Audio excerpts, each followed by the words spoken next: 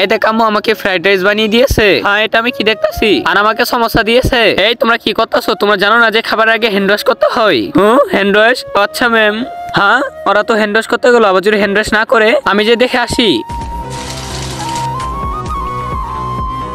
হ্যাঁ এটা আমি কি দেখতেছি?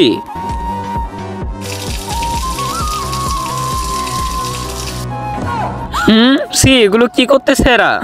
একই সাবান দিয়ে ওরা দুজন হ্যান্ড ওয়াশ করে গেল।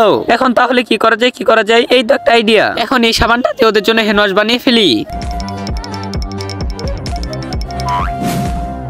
এই তো সাবানগুলো গুঁড়ো গুঁড়ো করা হয়ে গেছে, এখন এর ভিতরে তুলে ফেলি। হ্যাঁ এখন ছোট ছোট করে কেটে নিলে হয়ে যাবে।